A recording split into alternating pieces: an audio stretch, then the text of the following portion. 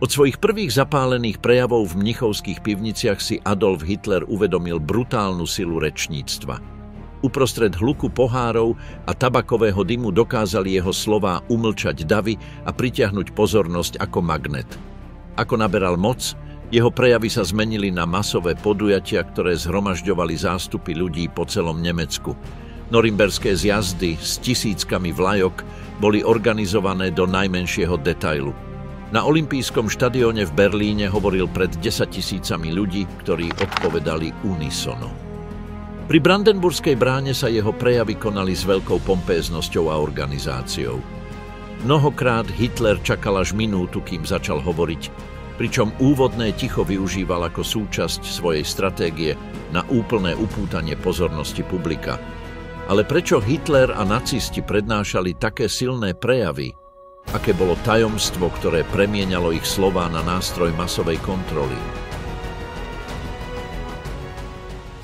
Začiatky Führera. Jeho prvé prejavy, prvé zhromaždenie, ktoré preslávilo Adolfa Hitlera, nebolo plánované ako také, ale vzniklo takmer náhodou v kontexte pozorovacej misie. Písal sa rok 1919 a Hitler, vtedy ešte len vyradený desiatnik cisárskej armády, pracoval pre propagačné oddelenie bavorskej armády. Jeho nadriadený, kapitán Karl Mayer, mu pridelil úlohy sledovať a kontrolovať malé politické skupiny považované za potenciálne nebezpečné. Takto sa Hitler dostal na skromné stretnutie v jednej mnichovskej pivnici, ktoré zorganizovala prakticky neznáma skupina, nemecká robotnícka strana. Toho večera viedol schôdzu Anton Drexler a hlavný rečník bol Gottfried Feder, ktorý hovoril o antikapitalistických ekonomických teóriách. Hitler, spočiatku znudený, sa už chystal odísť. Počas nenápadnej výmeny názorov navrhol jeden účastník menom Baumann, aby sa Bavorsko osamostatnilo od Nemecka a pripojilo sa k Rakúsku. Toto vyhlásenie vyvolalo silnú reakciu u mladého pozorovateľa, ktorý až dovtedy mlčal napriek svojmu rakúskemu pôvodu.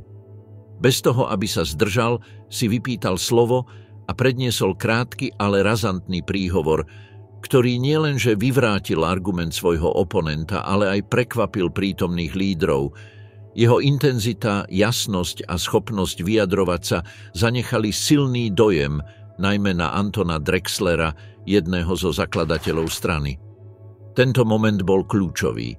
Drexlera očarila výrečnosť toho neznámeho mladíka a pozval ho, aby sa pripojil k strane. Hitler sa formálne stal členom nemeckej robotníckej strany krátko na to, 19. septembra 1919, ako člen číslo 555. V skutočnosti však bol 55., pretože číslovanie začínalo od 500, aby navodili dojem väčšieho počtu členov. Tento improvizovaný príhovor bol štartovacím bodom jeho vzostupu v strane, ktorá sa čoskoro premenovala na NSDAP. Na zhromaždení 16. októbra Adolf Hitler opäť ukázal svoj talent spojiť sa s publikom.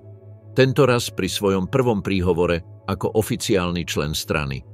Napriek tomu, že v miestnosti bolo iba 111 ľudí, dopad bol okamžitý. Mnohí z prítomných boli hlboko ohromení intenzitou jeho prejavu.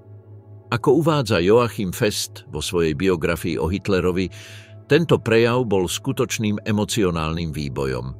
Počas polhodiny hovoril bez prestania, ventilujúc roky potlačených myšlienok a frustrácií, ktoré sa nahromadili ešte od čias, keď žil v mužských útulkoch. Jeho slová vyvierali s nezadržateľnou silou, ako by boli príliš dlho držané na uzde. Jeho vystúpenie bolo chaotickou, no silnou zmesou emócií, hnevu a ideologického zanietenia, ktorá udržiavala publikum v napätí. Vety vychádzali ako projektily, nabité prudkými obrazmi, vášnivými obvineniami a intenzitou, ktorá nebola vypočítaná, ale viscerálna. Tí, ktorí ho v ten deň počuli, nemali pochýb. Zrodil sa rečník s nezvyčajným magnetizmom. Jeden z prítomných na tomto prvom verejnom vystúpení, Hans Frank, si neskôr spomenul na silný dojem, ktorý na ňo Hitler zanechal. Už od začiatku na mňa silno zapôsobil. Nepodobal sa na bežné politické prejavy. Všetko na ňom bolo priame, jednoduché, vychádzalo zo srdca a hlboko nás dojalo. V tom čase už Hitler začínal v nemeckej robotníckej strane vynikať, keď prevzal rolu zodpovedného za propagandu. Funkciu, z ktorej začal budovať svoj rýchly vzostup v hnutí. Prejavy Adolfa Hitlera boli skutočné divadelné predstavenia, starostlivo naplánované tak, aby nič nebolo ponechané náhode. Od telesného postoja, vždy v dominantnej pozícii, vyššie ako jeho publikum, až po jeho verbálny jazyk, agresívny, energický a dôrazný, každý prvok bol navrhnutý tak, aby vyvolal silný emocionálny účinok. Jeho rečníctvo sa nieslo v duchu totalitarizmu, kde prejav nebol len o prenose politických myšlienok, ale o vnucovaní absolútnej ideológie, sústredenej v jeho postave ako najvyššieho vodcu, Führera. Obsah jeho prejavov sa neustále odvolával na nacionalistickú mytológiu, vyvolávajúc slávnu minulosť, ako napríklad Rímsku ríšu, a kontrastujúc ju s prítomnosťou poznačenou ponížením, hospodárskou krízou, nezamestnanosťou, dlhmi z Prvej svetovej vojny a postupujúcim komunizmom. Tento dualistický narratív vytváral emocionálne napätie, ktoré Hitlerovi umožňovalo kanalizovať kolektívnu frustráciu smerom ku konkrétnym nepriateľom. Takto. Aj keď boli jeho prejavy plné rozporov a nelogickostí, emocionálny účinok bol taký silný, že si to publikum zriedka uvedomovalo. Ako sám tvrdil, poznanie nevedie k činu, ale pocit. Hitler sa zároveň prezentoval ako paternalistická a mesiášska postava. Niekto, kto nehovoril len za ľud, ale ako samotný ľud. Toto stotožnenie posolstva s jeho osobou vytváralo priamy vzťah s poslucháčmi, ktorí sa s ním emocionálne stotožňovali. Prejavy boli skutočné dramatické predstavenia, plné gest, premyslených pauz a narastajúceho rytmu, ktorý vyvrcholil ideologickým ošiaľom.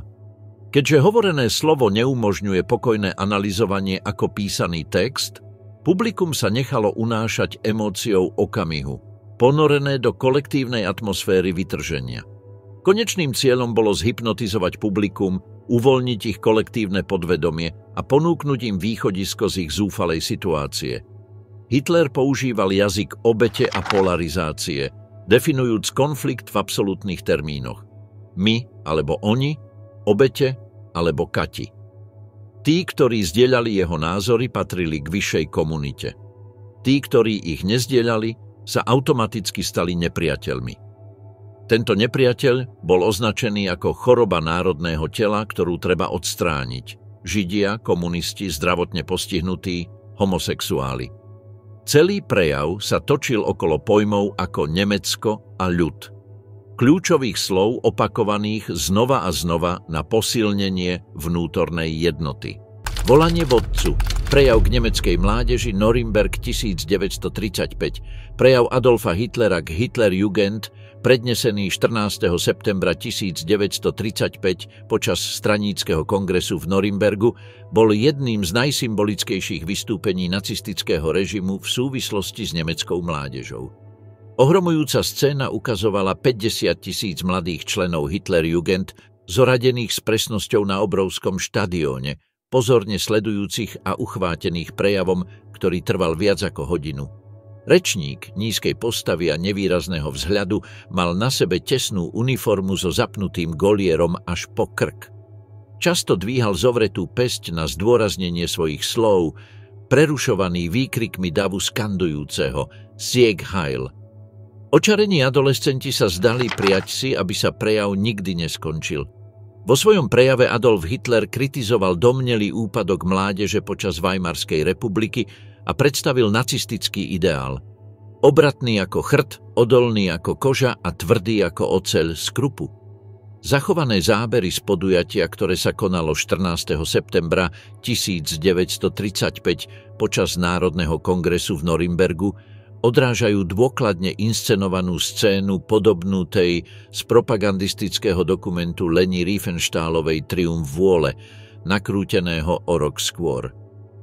Zábery na blondiavých mladíkov, preplnený štadión a dominantná postava vodcu vytvárali takmer obradnú atmosféru, typickú pre nacistické manifestácie a Hitlerove prejavy. V prvých rokoch svojho vzostupu sa Hitler vyznačoval ako efektívny rečník, schopný zaujať masy prejavmi, ktoré apelovali na emócie a nacionalizmus. Avšak ako upevňoval svoju moc, spôsob, akým prezentoval svoje prejavy, nadobúdal čoraz väčší význam. Od roku 1930 a najmä po roku 1933 sa inscenovanie jeho verejných vystúpení s pochodmi, symbolmi a starostlivo pripravenou choreografiou začalo stavať do popredia pred samotný obsah jeho slov.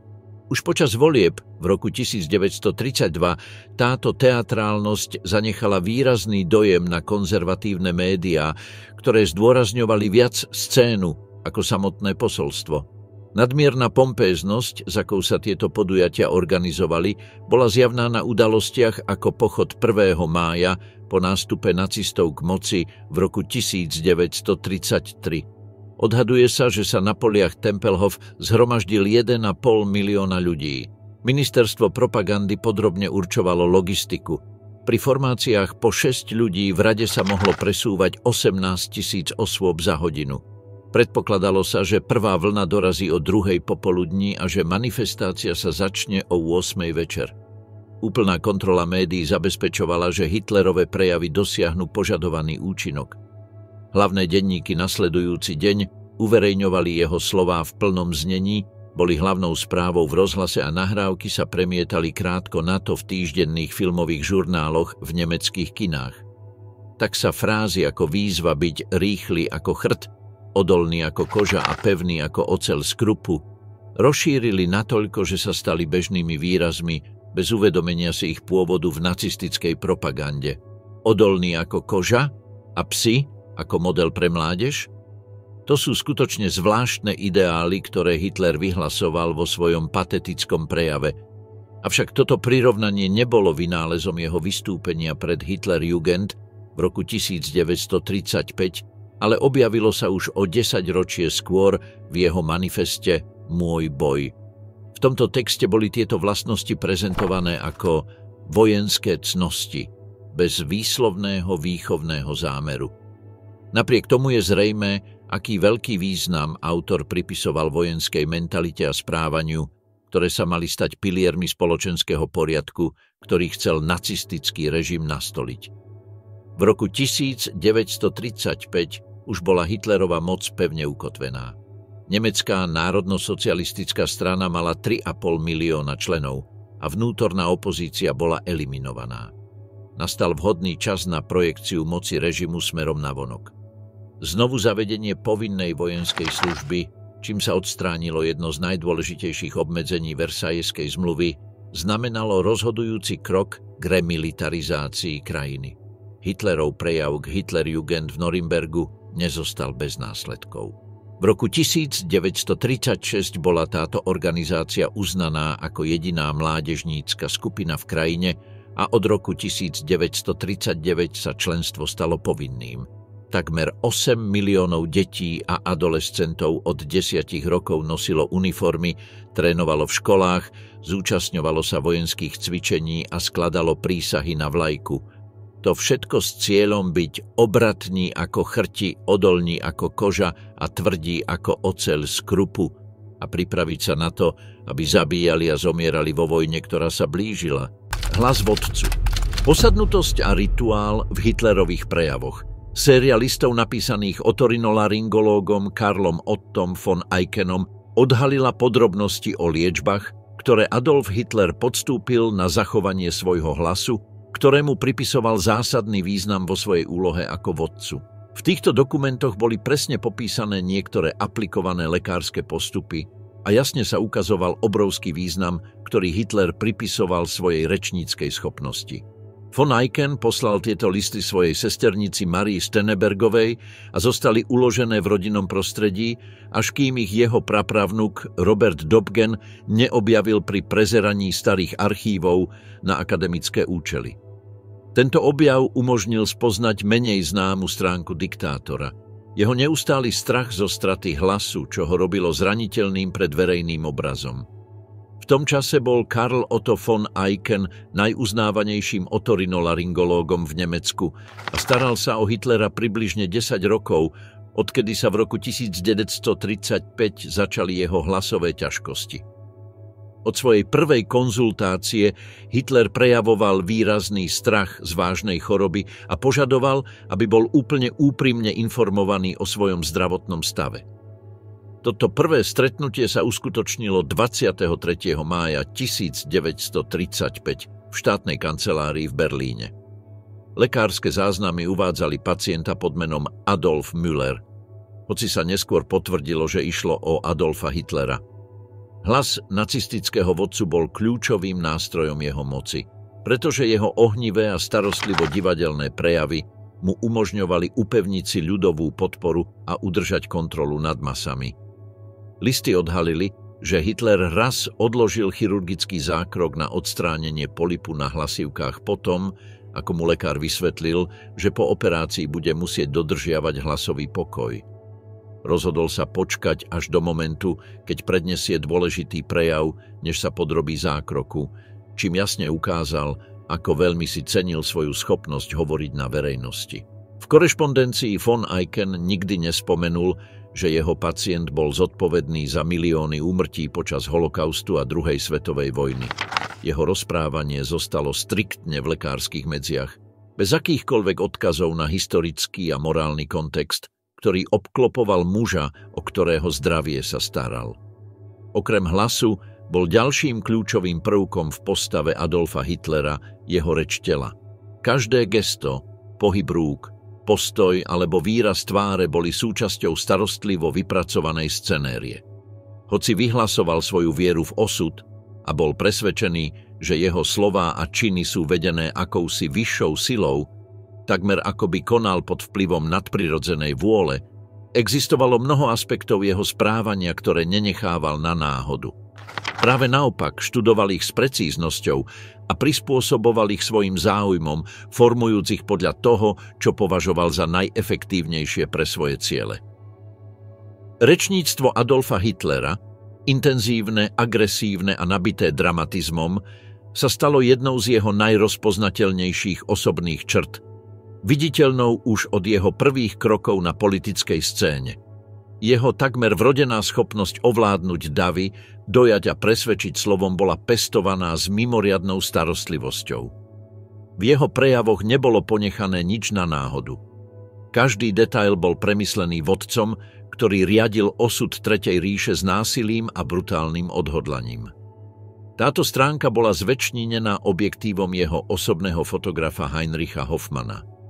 Ten sa nevenoval iba dokumentovaniu verejného obrazu diktátora počas jeho vystúpení a ciest, ale bol aj tým, k tomu predstavil Evu Braunovú, mladú asistentku s kučeravými blond vlasmi, ktorá sa neskôr stala jeho nerozlučnou spoločníčkou.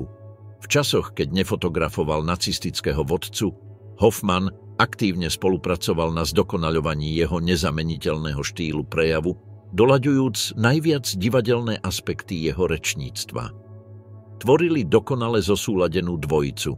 K silnému a magnetickému prejavu Hitlera prispieval Heinrich Hoffmann starostlivo komponovanými fotografiami, dramatickými čierno-bielými zábermi, ktoré zdôrazňovali najlepší profil nacistického vodcu. Tieto fotografie nemali len propagandistickú hodnotu, ale slúžili aj ako referencia, podľa ktorej Hitler zdokonaľoval svoje pohyby, postoje a gestá. Obrazy boli sami o sebe návodom na jeho inscenovanie. Hoffmann začal so skromným ateliérom na Schellingstraße číslo 50, no v roku 1929 sa presťahoval do priestrannejšieho a modernejšieho priestoru NSDAP Fotohaus Hoffmann, umiestneného na rohu ulic Amalienstraße a Theresienstraße v Mníchove.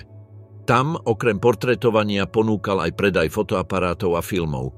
Aj v tomto ateliéri Hitler uplatňoval svoj autoritársky štýl. Vydával presné príkazy, ktoré fotografie sa mali uchovať a ktoré bez milosti zničiť. Práve v tomto prostredí sa slávnemu fotografovi podarilo zdokumentovať Hitlera, ako si pedantne nacvičuje každý svoj pohyb s presnosťou filmového herca. Každé gesto, každý postoj bol študovaný až do dosiahnutia dokonalosti, ktorú diktátor požadoval na premietnutie presného a kontrolovaného obrazu. Hoffman absolvoval nespočetné množstvo sedení s Hitlerom, ktorý si v súkromí nacvičoval svoju rétoriku, vylepšujúc techniku pred objektívom. No keď diktátor prezeral fotografie, ak niektorá nespĺňala jeho očakávania, okamžite nariadil zničiť negatív a zakázal tú fotografiu niekedy ukázať komukoľvek. Po skončení druhej svetovej vojny bol Hoffman zatknutý americkými okupačnými silami, obvinený z aktívnej spolupráce s nacistickým režimom. Počas jeho zadržiavania spojenci skonfiškovali jeho osobný archív a získali mnohé originálne negatívy tých pôsobivých a odhaľujúcich snímok, ktoré dokumentovali starostlivý proces budovania verejnej postavy Hitlera. Našťastie Heinrich Hoffmann neposlúchol Hitlerove príkazy úplne a podarilo sa mu akosi zachrániť takmer celý mimoriadny fotografický archív, ktorý dnes nadobúda nevyčísliteľnú historickú hodnotu. Po odpíkaní 10-ročného trestu odňatia slobody bol v roku 1955 prepustený a po prepustení sa rozhodol konečne zverejniť fotografie, ktoré zostali po dlhý čas ukryté. Tieto fotografie nakoniec ilustrovali stránky knihy, ktorú napísal pod názvom Bol som Hitlerovým priateľom. V predslove k tomuto dielu Hoffman poznamenal, že na niektorých záberoch vyzeral Hitler ako klaun, no to dokazovalo jeho úsilie experimentovať so svojím vlastným obrazom. Podľa neho to z neho robilo výnimočne moderného politika na svoju dobu, niekoho, kto si uvedomoval silu vizuálneho obrazu dávno predtým, než sa stal štandardným nástrojom politickej propagandy.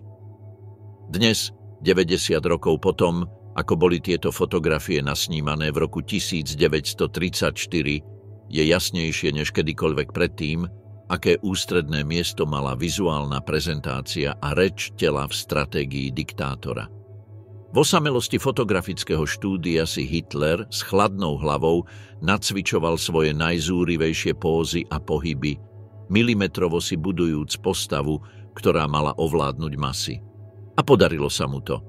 Na nešťastie miliónov ľudí, ktorí zomreli ako následok totalitarizmu a nacistickej barbarstva, jeho posolstvo dosiahlo neúprosnú účinnosť. Leni Riefenstahlová, žena, ktorá premenila Hitlera na mýtus, stretnutie medzi Leni Riefenstahlovou a Adolfom Hitlerom sa uskutočnilo v súkromí a znamenalo zlomový bod v živote oboch. Hitler videl modré svetlo, Riefenstahlovej debut, na premietaní vyhradenom len pre neho.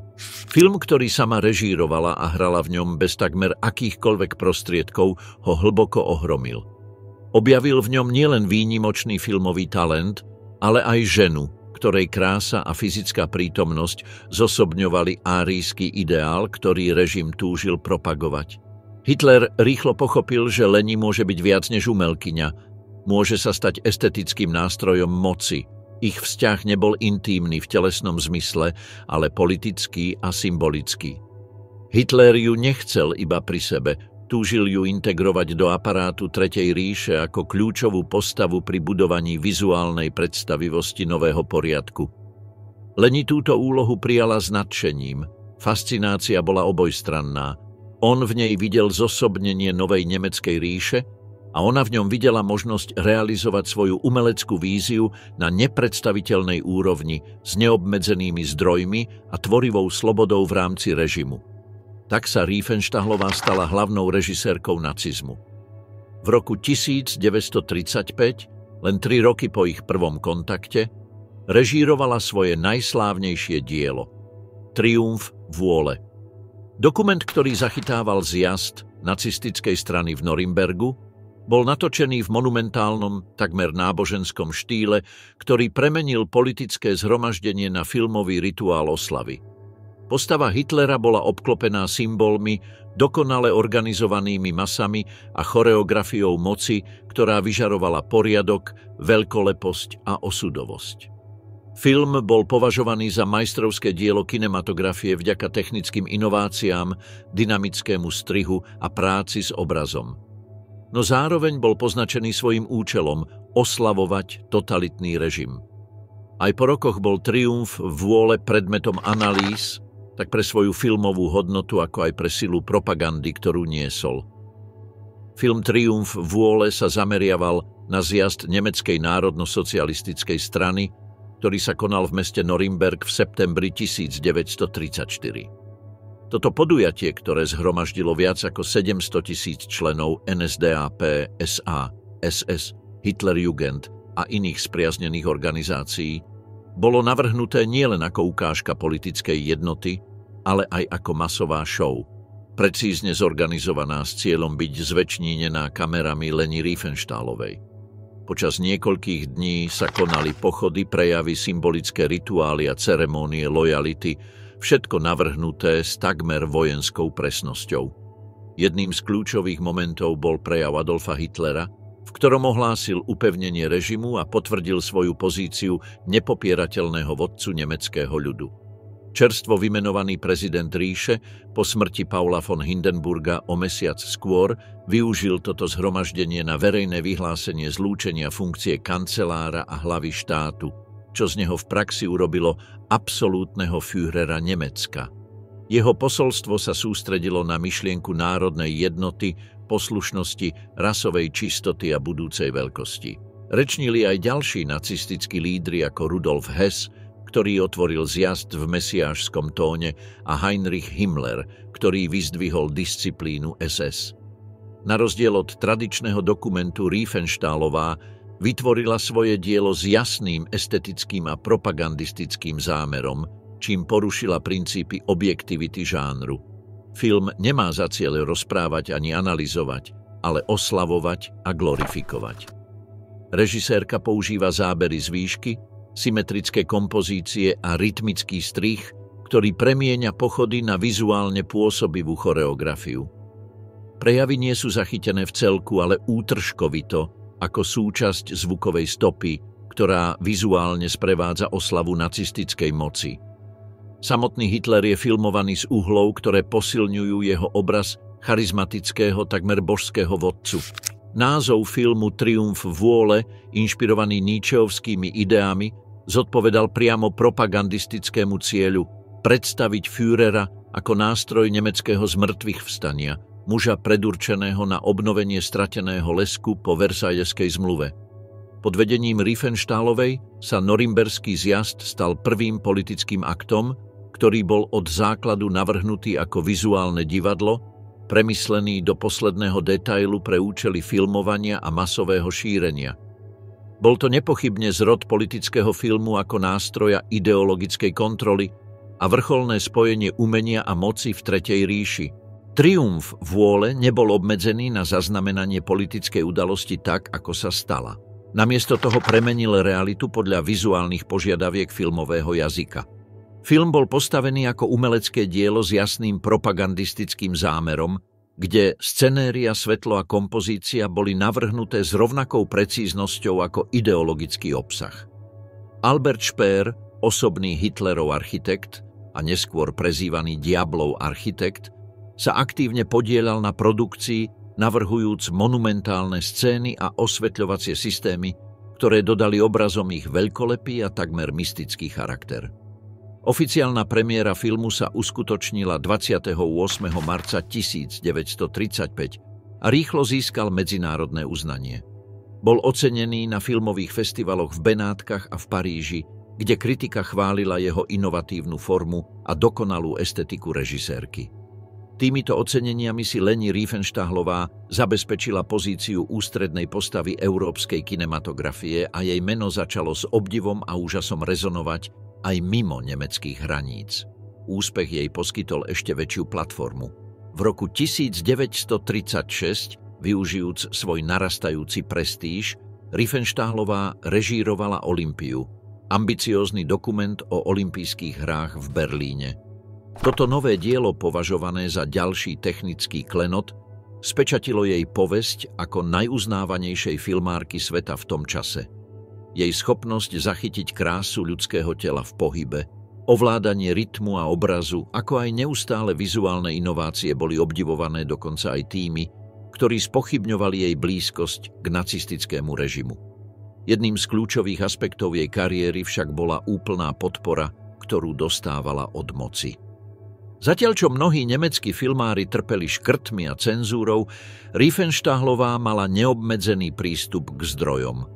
Hoci Hitler k nej vždy prechovával osobitný obdiv, bol to Josef Goebbels, minister propagandy, kto ju zahrnul priaznivosťou, ochranou a finančnými prostriedkami. Každý projekt, ktorý navrhla, dostal zelenú bez ohľadu na náklady. Na rozdiel od iných umelcov tej doby pracovala Riefenstahlová s finančnou a logistickou slobodou aj vtedy, keď si vojna už vyžadovala obete od všetkých kultúrnych sektorov krajiny. Bola bez pochýb chránenkyňou režimu. Po skončení druhej svetovej vojny bola Leni Riefenstahlová zatknutá spojeneckými orgánmi a takmer 4 roky strávila vo väzniciach a internačných táboroch. Až v roku 1952 ju súd oslobodil od priamej zodpovednosti za nacistické zločiny, označil ju za sympatizantku, ale nie aktívnu spolupracovníčku. Po prepustení sa rozhodla opustiť svoju politickú filmársku etapu a obrátila sa k novým vášňam, medzi nimi k potápaniu a etnografickej fotografii. Roky zasvetila dokumentovaniu kultúr a tvári afrických kmeňov, najmä v Sudáne. Napriek plynutiu času zostávala Riefenstahlová kontroverznou postavou. V roku 1991,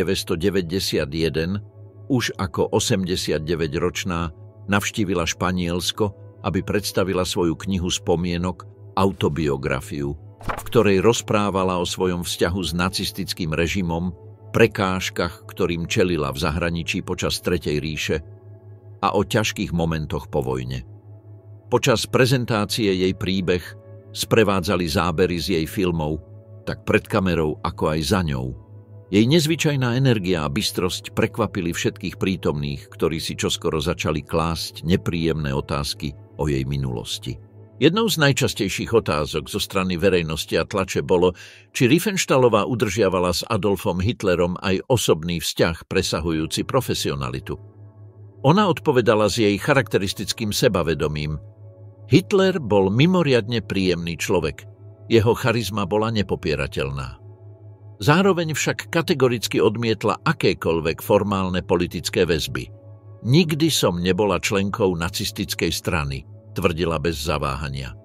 Vo svojich vlastných slovách, zachytených v pamätiach, si spomínala na moment v Hollywoode krátko po Mníchovskej dohode, keď sa jej priamo spýtali: "Boli ste Hitlerovou milenkou?"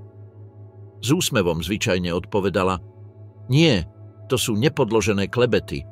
Jediné, čo som urobila, bolo, že som pre neho natočila dokumenty." Jej život sa natiahol cez celé storočie. Zomrela 8. septembra 2003, 2 týždne po tom, čo oslávila 101 rokov. Jej smrť nebola oficiálne uznaná žiadnou nemeckou inštitúciou a žiadna štátna osobnosť nevyjadrila verejne sústrasť, čím sa jasne ukázalo, že jej odkaz, hoci vplyvný vo filmovom svete, zostáva naďalej zahalený tieňmi a polemikou. Goebbelsov hlas. Najsmrteľnejší rečník ríše. Po vstupe do národno-socialistickej strany sa Josef Goebbels začal venovať finančným záležitostiam hnutia, zodpovednosti, ktorú prijal s účinnosťou práve v čase, keď organizácia prechádzala vážnymi hospodárskymi problémami. Bolo to v roku 1924, keď spoznal Adolfa Hitlera krátko potom, ako bol tento prepustený z väzenia po neúspešnom mníchovskom puči.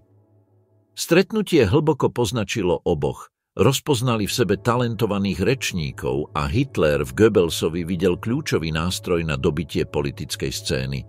O 2 roky neskôr, v roku 1926, mu zveril úlohu považovanú za nevďačnú: prevziať vedenie strany v Berlíne, meste nepriateľskom voči nacionálnemu socializmu, kde väčšina voličov sympatizovala s monarchistickými konzervatívcami alebo ľavicovými stranami. Výzva bola obrovská.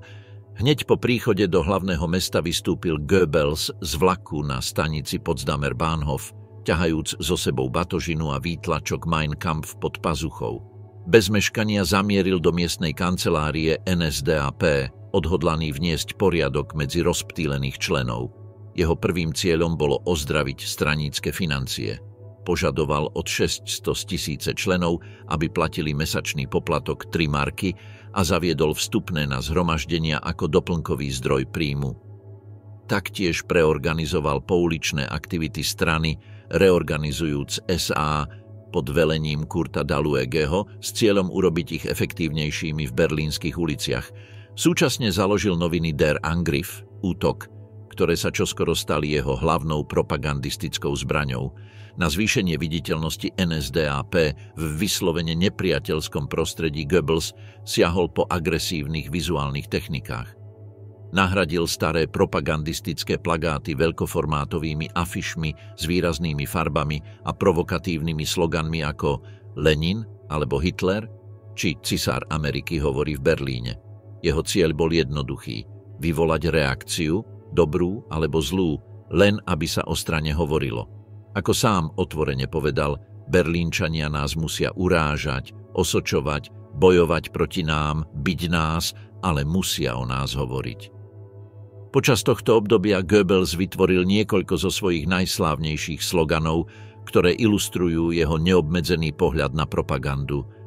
V propagande ako v láske je dovolené všetko. Propaganda je ako umenie, nemusí sa držať pravdy. Lož opakovaná 1000-krát sa stáva pravdou a veta, ktorá zosobňovala jeho kult vodcu, Hitler je Nemecko, ako Nemecko je Hitler. Tieto výroky sa stali piliermi jeho stratégie a upevnili jeho povesť architekta propagandistického aparátu Tretej ríše. Rečnícke prejavy Josefa Goebbelsa sa stali skutočnými verejnými predstaveniami, ktoré sa nedali ignorovať. Jeho rečnícky štýl, plný intenzity a charizmy, dokázal prilákať masy a udržať ich pozornosť. Pred každým vystúpením sa zvykol pýtať svojich spolupracovníkov, akú hudbu dnes zahráme, čím odrážal takmer divadelný rozmer svojich mítingov. Prehovory tzv. Mikrofónového génia boli sprevádzané komplexnou vizuálnou scénografiou, vejúcimi vlajkami, vojenskými pochodmi, spevmi a dokonale synchronizovanými choreografiami. Vždy vstupoval na pódium so zámerným oneskorením, vedomý si toho, že napätie zvyšuje očakávanie publika. Pri jednej príležitosti prišiel na podujatie taxíkom, čo vyvolalo kritiku zo strany Otta Strassera, ktorý považoval tento výdavok za zbytočný. Goebbels odpovedal sarkasticky: Vy nerozumiete, čo je propaganda. Mal by som prísť v 2 taxíkoch, jeden pre mňa a druhý pre môj kufor. Táto anekdota ilustruje jeho chápanie vizuálneho a symbolického dopadu pri budovaní imidžu. Násilné stretávanie s komunistami, ktorí často prerušovali podujatia NSDAP s cieľom ich sabotovať, bolo časté. Keď vypukli nepokoje, Goebbels každú udalosť využíval ako propagandistickú príležitosť. Vedeli zmeniť každé nešťastie na hrdinský príbeh. Napríklad, keď jeho šoféra Alberta Tonaka niekto udrel fľašou do hlavy, nechal ho priviesť na pódium na nosidlách, čím vytvoril dramatický obraz, ktorý dojal publikum. Tento typ inscenácie posilňoval postavenie strany ako obete a jej úlohu národného odporu. Ďalším symbolickým prípadom bol Horst Wessel, mladý člen strany zavraždený komunistami, ktorého Goebbels povýšil na mučeníka. Jeho meno bolo použité na pomenovanie oficiálnej hymny strany, čím upevnil jeho pamiatku v rámci nacistického kultu. Napriek propagandistickému úspechu boli neustále konfrontácie dôvodom, prečo polícia opakovane rušila podujatia NSDAP z bezpečnostných dôvodov. V takýchto prípadoch Goebbels preukazoval svoju prefíkanosť. Zrušené podujatia menil na športové stretnutia alebo výlety, čím obchádzal právne obmedzenia a zabezpečil, že sa stretnutia aj tak uskutočnili, hoci pod iným názvom. Táto taktická flexibilita prispela k tomu, že hnutie si udržalo svoju prítomnosť vo verejnom priestore aj v nepriaznivých podmienkach. Goebbelsove prejavy v Ríšskom sneme sa vyznačovali provokatívnym a agresívnym tónom, ktorý čoskoro priniesol dôsledky. Vo februári 1932 bol z parlamentu vylúčený po tom, čo urazil vtedajšieho prezidenta Paula von Hindenburga, Čin, ktorý predstavoval zlomový bod v jeho politickej kariére. Krátko na to, v apríli toho istého roka, čelil obvineniu z vlastizrady, ktoré podnietili jeho oponenti priamo v parlamente. Navyše v júli, keď navštívil svoje rodné mesto Hythe, ho rozzúrený dav napadol kameňmi, hoci z incidentu vyviazol bez zranení. V tom čase sa zdalo, že jeho kariéra smeruje k pádu. Všetko sa však dramaticky zmenilo v januári 1933, keď sa NSDAP dostala k moci a Adolf Hitler bol vymenovaný za kancelára Nemecka. So vznikom Tretej ríše Goebbels získal späť nielen svoj vplyv, ale dosiahol aj jednu z najvýznamnejších pozícií v novom mocenskom aparáte. Dňa 13. marca 1933 bol oficiálne menovaný za ríšskeho ministra propagandy a zároveň prevzal funkciu Gauleitera, straníckeho gubernátora v Berlíne. Obe tieto funkcie si ponechal až do konca svojho života a stal sa jedným z Hitlerových najbližších a najvplyvnejších mužov. Celá jeho predchádzajúca politická skúsenosť, zameraná najmä na získanie elektorátu v nemeckom hlavnom meste, bola zaznamenaná v dvoch autobiografických dielach, ktoré sám napísal. Prvé s názvom Boj o Berlín, Kampf um Berlin, opisuje jeho konflikt so súperiacimi stranami v hlavnom meste, zatiaľ čo druhé, od cisárskeho dvora k ríšskemu kancelárstvu, vom Kaiserhof zur Reichskanzlei, zachytáva jeho cestu z okraja politiky do centra národnej moci. Noc, keď Goebbels zhypnotizoval Nemecko. Totaler Krieg v Sportpalaste prejav, ktorý predniesol Josef Goebbels 18. februára 1943 v berlínskej hale Sportpalast, je považovaný za jeden z najznepokojivejších, no zároveň najúčinnejších momentov v dejinách propagandy 20. storočia. Mnohí ho považujú za šokujúcu ukážku sily rétoriky v rámci nacistického režimu.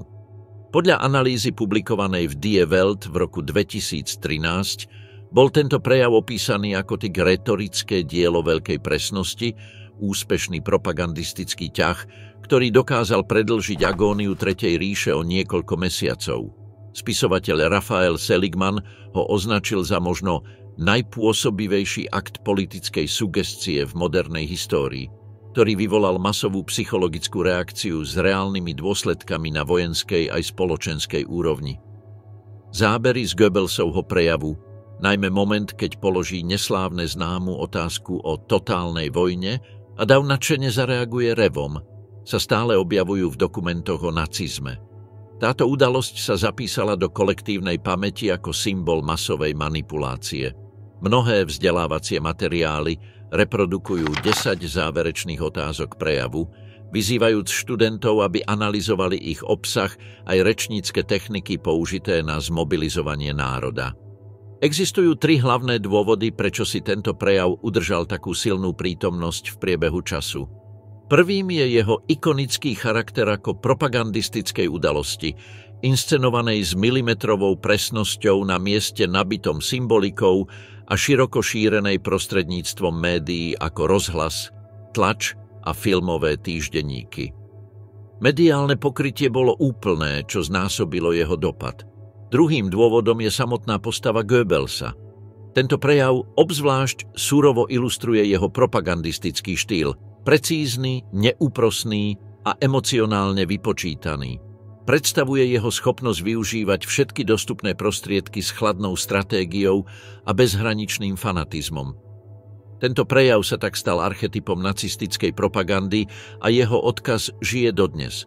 Dokonca aj dnes je obvinenie, že niekto robí propagandu ako Goebbels, považované za vážne morálne a politické odsúdenie, často používané ako záverečný argument v súčasných ideologických debatách.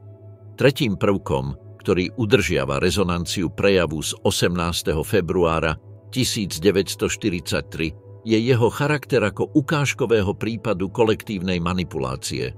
Goebbelsovo vystúpenie v Sportpalaste sa často cituje ako extrémna ukážka toho, ako môže byť dav emocionálne vedený k radikálnym postojom.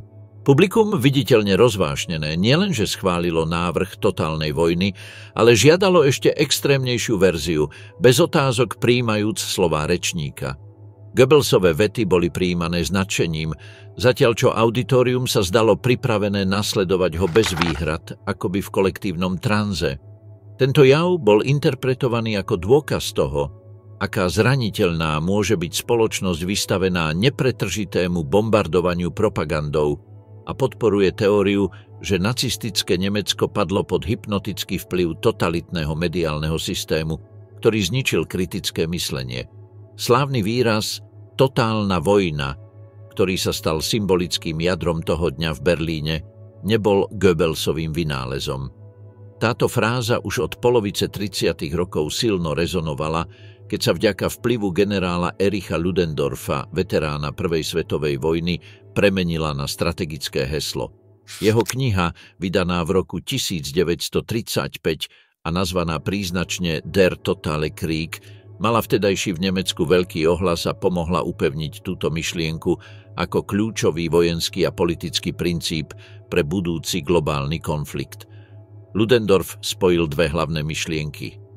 Na jednej strane presvedčenie, že akúkoľvek budúcu vojnu možno vyhrať len vtedy, ak sa celý štátny, hospodársky a spoločenský aparát úplne podriadi vojnovému úsiliu. A na druhej strane potrebu intenzívnej ideologickej prípravy už v časoch mieru. Na základe tejto logiky sa podporovala premena štátu na trvalo ozbrojenú komunitu, štruktúru, v ktorej jednotlivec strácal autonómiu v prospech národa so zbraňami v rukách. Tak sa pojmí ako úplná militarizácia výroby, absolútna kontrola nad pracovnou silou, propaganda smerovaná dovnútra aj navonok a vytvorenie jednotného, nepriepustného domáceho frontu stali piliermi tejto vízie. V tomto kontexte Goebbelsov prejav nielenže znovu použil heslo totálna vojna, ale ho opätovne aktivoval ako emocionálne, mobilizujúce a nebezpečne účinné heslo pre krajinu, ktorá už žila pod ideológiou trvalej mobilizácie. Samotný Erich Ludendorff, ktorý tieto koncepcie prijal a propagoval, považoval otázku zásobovania obyvateľstva aj armády za riešiteľnú technickými a organizačnými prostriedkami. Pre neho však hlavnú výzvu totálnej vojny nepredstavovala logistika, ale duch. Dosiahnuť vnútornú súdržnosť založenú na domnelej dedičnej rasovej jednote a upevnenú pod silným politickým vedením, zosobneným najvyšším veliteľom, ktorý by riadil záležitosti štátu podľa vojenských cieľov aj v časoch mieru. Tak mal koncept totálnej vojny podľa Ludendorfa nielen pragmatický základ, ale aj silné symbolické a emocionálne zakorenenie v ideológii Völkisch, ktorá vyzývala k prebudeniu národnej duše pod vedením charizmatického a predurčeného vodcu. Mnohé z týchto prvkov, úplná mobilizácia spoločnosti, hospodárstvo podriadené vojne a predovšetkým výzva k zjednotenému spoločenstvu pod neotrasiteľným vedením, sa s veľkou silou objavujú aj v Goebbelsovom prejave z roku 1943. Rovnako ako Ludendorff, ani Goebbels sa neobmedzil na konkrétne opatrenia. Jeho posolstvo obsahovalo aj výzvu k duchovnej jednote ľudu, k absolútnej oddanosti vodcovi a agresívne obvinenie tých, ktorí podľa nacistickej retoriky ohrozovali túto jednotu Židov. V skutočnosti minister propagandy nevytvoril novú teóriu, ale znovu použil už rozšírený diskurs, ktorý kombinoval technické, ideologické a mytologické vrstvy. Ak sa pozrieme na celok, na samotnú udalosť, postavu Goebbelsa, propagandistický účinok pripisovaný tomuto činu a symbolickú silu výrazu totálna vojna, vidíme, ako tento moment prispel ku konštrukcii trvalého mýtu. Avšak najnovšie historiografické štúdie tieto konštrukcie spochybnili. Ukázali, že prejav nebol jednotným prejavom nacistickej moci, ale vznikol v kontexte hlbokej vnútornej krízy režimu a bol súčasťou mocenského zápasu v čase, keď Nemecko utrpelo významné vojenské porážky, najmä po kapitulácii pri Stalingrade.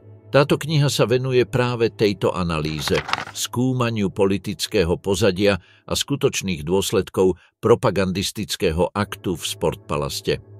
Zameriava sa na dve hlavné kapitoly. Prvá je venovaná historickým a politickým okolnostiam, ktoré predchádzali prejavu, druhá sa venuje účinkom, ktoré nasledovali.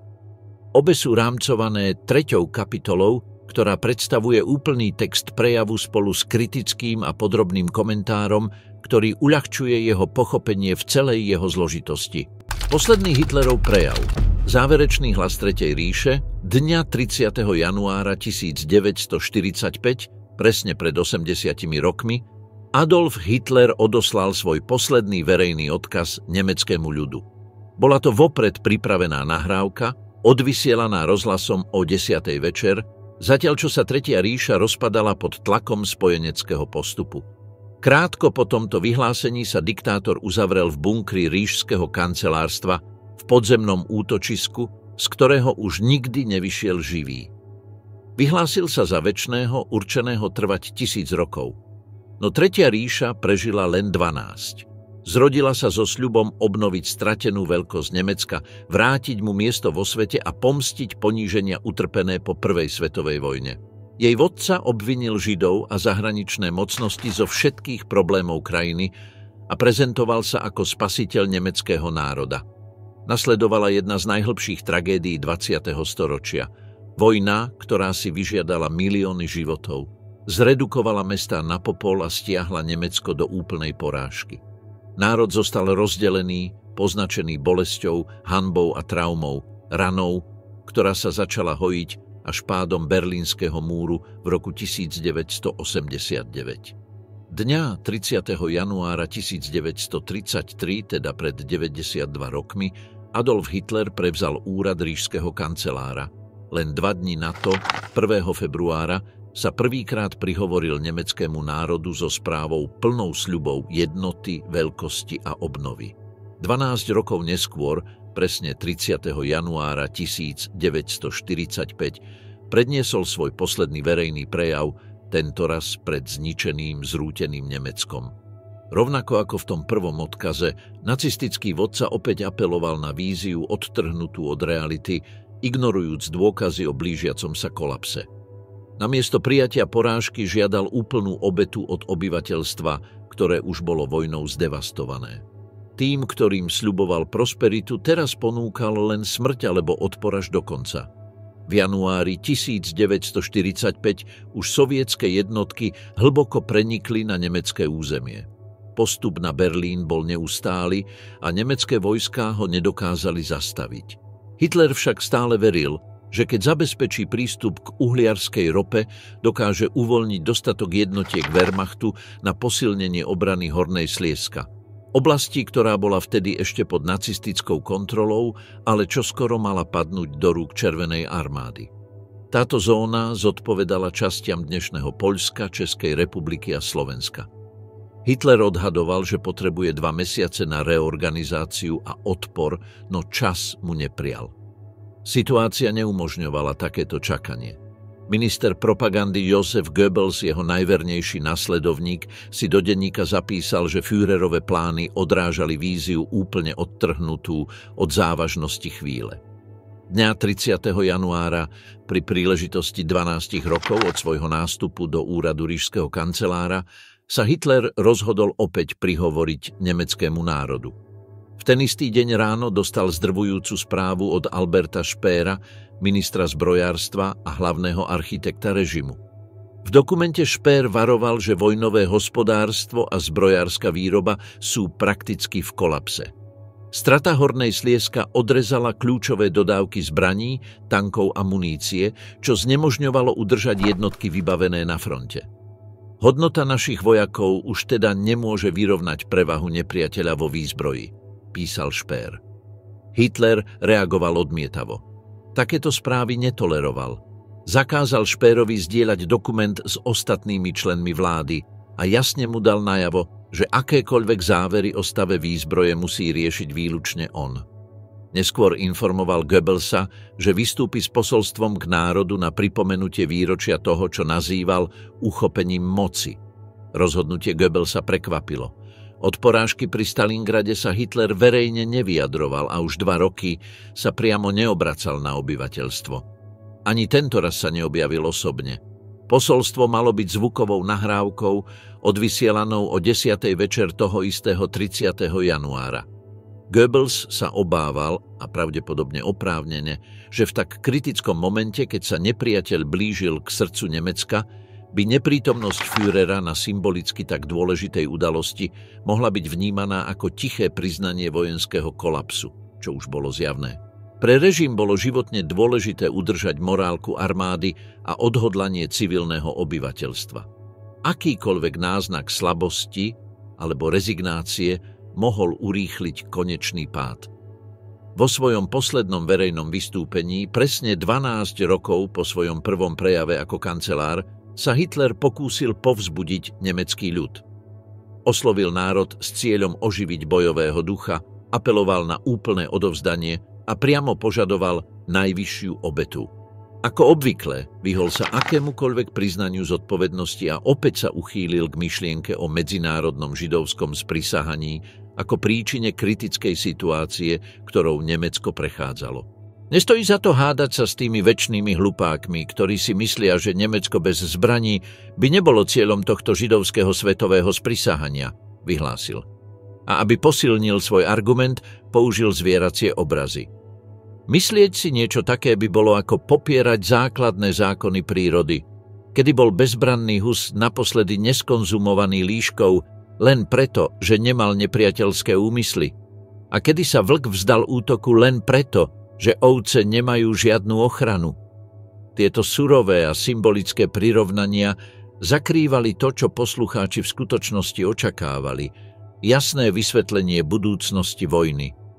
No Hitler si opäť zvolil cestu rétorickej vyhýbavosti a ideologického prejavu, namiesto toho, aby čelil zúfalej vojenskej realite, ktorá sa rútila na Tretiu ríšu. Hitler začal svoj posledný prejav odkazom na svoje prvé posolstvo z februára 1933 a vyslovil kritiku európskym krajinám, ktoré podľa neho umožnili iba 6 rokov mieru. Vyhol sa akejkoľvek zodpovednosti za začiatok konfliktu, ktorého pôvodom bola invázia Nemecka do Poľska v septembri 1939.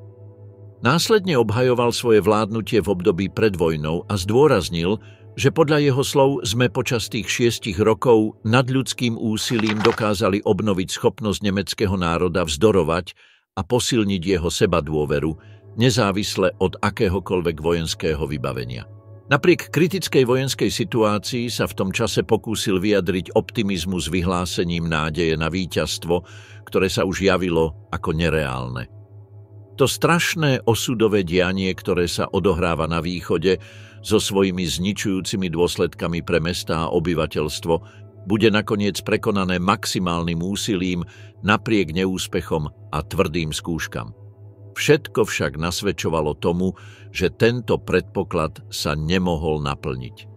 Zatiaľ, čo nemecké jednotky evakuovali koncentračné tábory vo východnej Európe v snahe zakryť dôkazy o spáchaných zločinoch, Hitler trval na obviňovaní vnútorných aj vonkajších faktorov za kolaps Nemecka, odkazoval sa na politické a ekonomické okolnosti minulosti a tvrdil, že budúcnosť sa dá čeliť iba sociálnou organizáciou založenou na poriadku a spoločnej povinnosti. V záverečných častiach svojho posolstva zameral svoju pozornosť na hrozbu, ktorú podľa neho predstavovali nepriateľské armády, najmä sovietsky postup, ktorý už bol v blízkosti Berlína. Vyhlásil, že bez ohľadu na plány nepriateľov alebo utrpenie spôsobené krajine, najväčším nebezpečenstvom by bolo nevzdorovať. Týmito slovami uzavrel prejav, ktorý odrážal napätie režimu v jeho posledných dňoch a zúfalé volanie po vytrvalosti tvárou v tvár čoraz neodvratnejšiemu koncu. Vo svojom záverečnom prejave Hitler rozšíril svoje varovania aj na spojenecké krajiny, najmä na Veľkú Britániu, pričom zdôraznil, že konflikt bude mať dôsledky pre všetkých, nie len pre Nemecko. Obvinil britského premiéra Winstona Churchilla z hlavnej zodpovednosti za rozpútanie vojny. Ubezpečil, že západné mocnosti nebudú schopné zastaviť šírenie sovietskeho vplyvu a podľa jeho slov politický a sociálny vývoj týchto krajín nevyhnutne povedie k hlbokej a deštruktívnej transformácii. Rovnako tvrdil, že menšie európske národy, ktoré sa spoliehali na záruky podpory od spojencov, teraz čelili neistému a vážnemu osudu bez ohľadu na to, kedy sa prejavia dôsledky. Uvedomujúc si, že spojeneckí lídri Roosevelt, Churchill a Stalin sa pripravovali na konferencii v Jalte určiť budúcnosť Európy a podmienky nemeckej kapitulácie, Hitler reagoval tvrdo, hoci sa na konferenciu výslovne neodvolával. Odmietol akékoľvek pokusy ovplyvniť Nemecko diplomatickými alebo propagandistickými prostriedkami a tvrdil, že takéto manévre nebudú mať žiaden vplyv na národ, podľa jeho slov, pripravený vzdorovať. V skutočnosti však jeho vyhlásenia boli skôr prejavom rétorickej výzvy, než realistickým hodnotením. Jeho posolstvo neposkytovalo žiadne informácie o stave vojny ani o dramatickej vojenskej situácii Nemecka, ktoré v januári 1945 čelilo rozhodujúcim ofenzívam na všetkých frontoch. Ako na začiatku svojej politickej kariéry sa Hitler opäť uchýlil k veľkolepým frázam a vágnym sľubom, bez toho, aby spomenul tvrdé skutočnosti, ktorým jeho krajina čelila. Nakoniec neponúkol žiadne riešenia ani východiska. Jedinou možnosťou, ktorá zostávala pre vyčerpané nemecké obyvateľstvo po rokoch vojny, deštrukcie a strát, bola vzdorovať až do konca, aj keď ten koniec bol už jasne načrtnutý. Vo svojom poslednom posolstve národu Hitler nespomenul možnosť rokovaní so spojencami. Ani nehovoril o prípadnom prímerí alebo kapitulácii. Naopak predstavil odpor ako jedinú priateľnú cestu, aj tvárou v tvár bezprostrednej porážke. V tomto rozhodujúcom boji existuje iba jeden príkaz. Kto bojuje čestne, môže ochrániť svoj život a život svojich blízkych. Ale kto sa odvráti od krajiny zo zbabelosti, nájde nečestný osud, vyhlásil. Ironicky, len 3 mesiace na to, 30. apríla 1945, Hitler padol v bunkri kancelárie spolu so svojou novovydatou manželkou Evou Braunovou. V posledných odsekoch svojho prejavu sa opäť prezentoval ako vodca vyvolený vyšším osudom a tvrdil, že jeho život je riadený osobným a nevyhnutným poslaním. V tento deň nechcem nechať žiadne pochybnosti. Moja existencia je riadená jedinou povinnosťou – slúžiť a bojovať za môj ľud. Len ten, kto mi túto úlohu pridelil, ma z nej môže oslobodiť. Tá bomba, ktorá vybuchla len niekoľko metrov odo mňa 20. júla, nesplnila svoj účel. Skutočnosť, že som prežil, vnímam ako ďalšie znamenie, že ešte musím splniť svoje poslanie. Uviedol v súvislosti s neúspešným atentátom na jeho život. Navrhoval však nie mierové riešenie alebo rozumnú rekonštrukciu, ale bezpodmienečný odpor aj za cenu ďalšej deštrukcie. S rovnakým dôrazom, akým viedol krajinu počas rokov vojny, znova vyzval na pokračovanie boja, aj keď výsledok bol očividný. Preto vyzývam celý nemecký národ, najmä tých, ktorí ma sprevádzali od začiatku, a všetkých vojakov, aby si udržali ešte pevnejší duch odporu.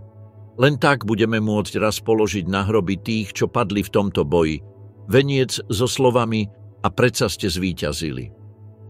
V tom okamihu však bola krajina vyčerpaná a sľub konečného víťazstva bol už úplne stratenou ilúziou. Hitlerov prejav bol vysielaný po celom území Nemecka. V Bambergu, bavorskom meste na brehu rieky Regnitz, bolo jeho slová tiež jasne počuť. Tam jeden prápor Wehrmachtu zhromaždený v zostave mlčky počúval slová vodcu. Po skončení posolstva štátne rádio prešlo na vysielanie štátnej hymny. Vojaci, ako bolo zvykom, sa postavili so slávnostnou vážnosťou. Iba 2 z nich zdvihli pravú ruku na znak oddanosti. Ostatní zostali nehybní.